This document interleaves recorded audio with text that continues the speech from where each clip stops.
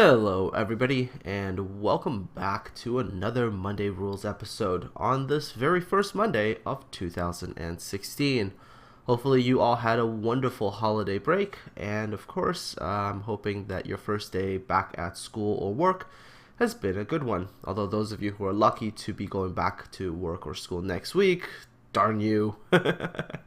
Anyways, I'm officially going to start resuming production on a normal schedule again, and hopefully pump out a couple of videos during this week. Anyways, let's get on to the actual Monday Rules episode. So the honorable mentions for last week's challenge, which was the Emden damage challenge, is as follows. In second place was Dion VDC at 67,000 damage, which was almost the winning amount, but yeah, you'll see how much the winner does in second. In third place, Shadow Games, 59,906, followed by Tim655 at 57,633. And then closing out the top 5 was Sir Glacius at 56,469 damage. And of course, the rest of the numbers were relatively close to that 50,000 mark. But the first place winner really ran off with the amount of damage done. So let's meet our first place winner. And our winner for the Emden damage challenge is Unintentional Submarine. This is also, I think, a somewhat familiar name, as we've seen a couple of his previous entries be somewhere in the top 5, top 10-ish. So anyways, Unintentional Submarine in an Emden gets into a mostly tier 3 battle, which I think is almost a necessity if you actually want to win a damage challenge, because at least the low tier damage challenge. And that's because tier 3 battles have ships that just have more HP than, let's say, if you're playing a tier 1-2 battle. Especially if you're playing a 1-2. While it's easier to play a tier 1-2 battle, the tier 1 ships really don't have that large HP pool that you can gain a lot of damage with, compared to tier 3, where a lot of ships in general have decent HP pools. Another interesting topic of discussion when it comes to the Emden is what shells to use. I think if you're playing tier 1-2, sort of the beginning tiers, I think AP could be feasible at that tier.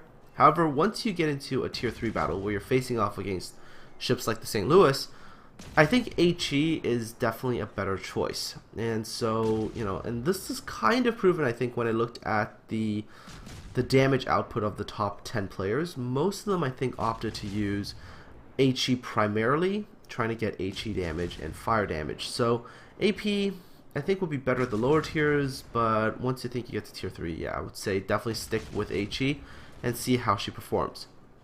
Moving on to a few other things that I noticed about the Emden. One, she's a very nice speedy ship. Compared to the other tier 2 premium cruiser that we got for free, which was the Albany, the Emden is a drastically improved ship in that sense. She's so much faster. Sailing the Albany feels a lot like sailing an actual sailing ship. It's just really not that fast, and once you start heading in a certain direction, you never feel like you're actually going to get there. So yeah, I didn't like the Albany for that. But the Emden, nice and fast, good speed, acceleration is pretty decent too. Her weakness lies in her guns, I think. Her guns, arc-wise, a bit rough. They have this really sort of high arc, as you've probably seen when Unintentional Submarine was engaging that ship in the distance there. And when I say in the distance, it's like 8 kilometers away. But that's not really that nice, the gun handling. But the rate of fire is phenomenal. And yes, while German HE is absolutely anemic when it comes to setting fires, the fact that you can absolutely pepper the hell out of your targets and just bury them in HE shells means that you're still going to get a decent number of fires. So in that sense, the Emden is okay firepower wise. I mean, just look at the St. Louis. Death by a million needle pricks. I mean, the individual shells aren't doing all that much damage, but you get as many shells like that, yeah. So anyways, there's kill number 1. The Emden, I think, in the game right now, she is better, I think, when the ships are closer. At even slightly longer ranges, 8 point something kilometers to 9 kilometers, I think the Emden struggles a little bit trying to hit targets at that range, namely because of that crazy high arc. As you can tell, the Emden's shells sort of resemble US destroyer shells. They enter the stratosphere before coming back. So I think that's the main weakness of the Emden is that it's not that easy to lead your targets and to hit with the shells compared to maybe some of the other cruisers at this particular tier.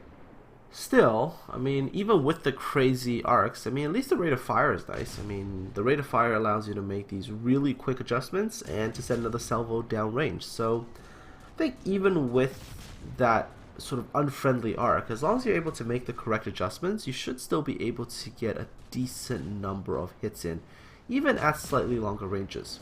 Although, yeah, not a big fan of that arc though. I think generally speaking, the Emden might be better at slightly closer ranges, maybe, you know, 6 maybe-ish kilometers. Let's see here. Against the battleship, as you can tell, a slow battleship like the South Carolina, 7 kilometers, still reasonably easy to engage a target. But really, the good hits are going to come in when that battleships come closer and the range closes in a little bit more. And this, I think, is also made possible by the fact that the Emden is fast. In comparison to a lot of the other cruisers, the Emden is nice and speedy, which does give it that opportunity to close the range a little bit more. And as you can tell, once you get within about 6 kilometers, the shots become a lot easier to land as they no longer go into the stratosphere before coming down. This poor South Carolina, though, dear lord, look at that, just getting buried under shells and fires. Yeah, low tier battleships, if you get in a situation where multiple enemy cruisers are firing HE at you, you're done. You're going to either burn to death or you're just going to get pecked to death slowly by little pinpricks till you die. Yep. And once the South Carolina dies though, it gives Unintentional Submarines team a bit of an advantage just because one of the really large HP pools, and with guns that can really hurt cruisers, is gone. And then it's just going to become who can slug it out better with their individual cruisers. Now, Unintentional Submarine initially tries to go after a St. Louis, but that St. Louis is out at like 10 kilometers, which means not easy to hit. So Unintentional Submarine smartly turns his attention onto the destroyer that's approximately only 5 kilometers away, and very easily finishes off that destroyer and secures that kill. The enemy St. Louis starts to shoot at Unintentional Submarine, but with the superior speed of the Emden, Unintentional Submarine can just turn around and disengage from that fight. And plus, that St. Louis is really out of the fight right now. It's just completely on the wrong side of the map and just really, really far away from the action. So, Unintentional Submarine was definitely smart for you to just leave that St. Louis alone, just ignore them, and turn your attention onto things that are right in front of you. So, Unintentional Submarine initially starts to engage the Emden, but finds that the other Emden is bow on, and instead sees another Emden sailing by, broadside, so easy target, and quick flurry of shells, and secure kill number 3. Mind you, I still don't get it when I see premium ships these days, you know, using the paid for by credit camouflage. You do have a permanent free one that offers the same benefits plus some additional bonus EXP. Might be better just to use the might just be better to use the free one. That's yeah. Anyhow, back onto the other Emden, the original Emden that was bow on, and of course Unintentional Submarine continuing to bury him in shells. I do think though at the lower tiers that other Emden should have just turned and gone broadside, just because, you know, going broadside will allow you to bring most of your guns to bear and just increase your damage output overall, instead of going bow on, which gives you minimal firepower. Speaking of the arc though, oh, and there we go, kill number 4 secured. I think the arc has both an advantage and a disadvantage too. Advantage wise for the high arcs, I think it does allow you to land nice deck shots, which I think is pretty consistent damage. But on the flip side as well, the high arcs can make it really, really hard to hit if the enemy ship is actually being evasive. Although at the lower tiers, I mean, a lot of ships do have a tendency of sailing in straight lines, so maybe that high arc isn't really as big of an issue. Anyhow, Unintentional Submarine secures kill number 5 and grabs himself the Kraken medal. So, you know, carrying the team, right? Sometimes that happens at the low tiers. You just end up single-handedly carrying the entire team to victory. Unintentional submarine continues to engage another Emden. Enemy team right now does have 2 of the caps, which is giving them a temporary points advantage. However, if you look at what's left on Unintentional Submarine's team, they do have that advantage. The enemy no longer have any destroyers. They're down to 4 cruisers, and they're up against 2 cruisers, a destroyer, and a battleship. And that battleship is still at full HP. And that, I think, is going to be a really big advantage for Unintentional Submarine, just because as long as the battleship is there, a lot of the attention will be focused on the battleship, and Unintentional Submarine can just go about his business and poke everything to death. Finally, Unintentional Submarine, I think, has gotten into a position against the enemy ship where he's got that flat broadside, essentially, or he's got that broadside to shoot at. And he switches from HE, for the first time in the game, to armor piercing. And while the armor piercing does do consistent damage, I don't think it's superior to HE by any means at all. And considering that HE still has the potential to set fires and do that additional damage, I would actually recommend to just stick with HE all the way on the ship, like I mentioned earlier. I think it's just a better solution for this particular ship. Anyhow, there are 2 enemy ships remaining, a St. Louis and an Emden. And Unintentional Submarine's team still has the battleship himself and a destroyer. Enemy team currently is up on caps though, with 2 caps compared to Unintentional Submarine's team's 1 cap. If I was the enemy team right now, the play would be probably to kill the Samson, so kill the destroyer, and then try to go for a cap war.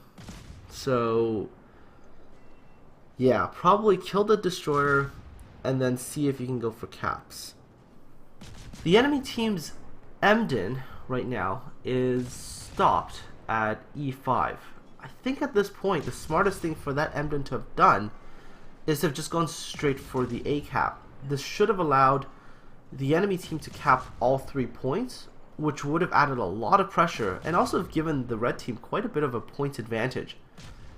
The other misplay, I think, is really by the St. Louis. By running into the island, the St. Louis got stuck. Yes, they killed the destroyer, but had the St. Louis not gotten stuck and had kept going, should have been able to get behind the island at around F6. And as long as the St. Louis was going to be able to keep their attention in one direction, and the Emden is able to grab the A cap, this could have been a very big advantage in terms of points for the enemy team.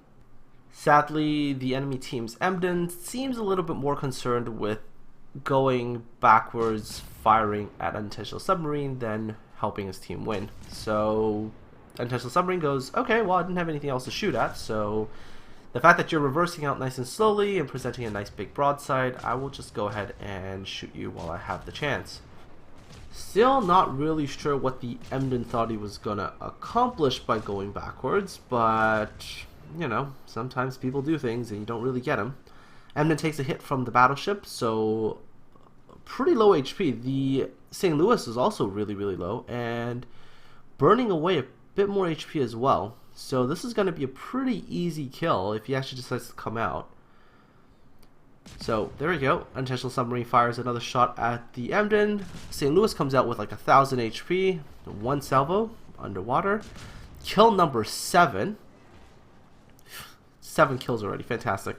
And that last Emden just manages to squeak out of there with 1,000 HP left. But considering that Unintentional Submarine still has 7,000 HP, he could easily chase down the enemy team's last Emden and clinch this match for his team. So, you know, enemy team sort of misplayed it, I think, at the end there. And I think by misplaying it made the battle not very close at all. Because that battle could have, I think, been a lot closer. Still, I mean, by this point in time, in terms of just raw damage alone, not counting fires and stuff like that, Unintentional Submarine finishes off with 66,517 damage on the counter. Let's check his actual results.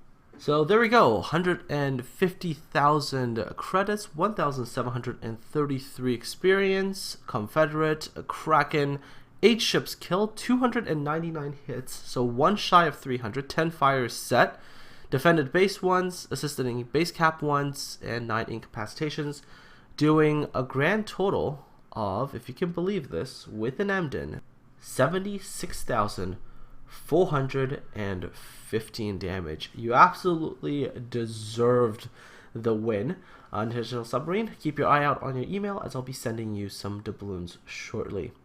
Now, moving on to this week's challenge, and this week's challenge involves using carriers and their fighters and that strafing ability. So here's what I want you to do. Use a tier 6 to 10 carrier. Use the alternative fire ability, so that's holding down the alt key and using that barrage with your fighters. Shoot down as many planes as you can possibly do in one pass. Make sure to remember to take the in-game screenshots and send me the replay file so I can verify it. So that's it. Most planes shot down in one pass can win. Good luck, have fun, and always remember, Monday rules.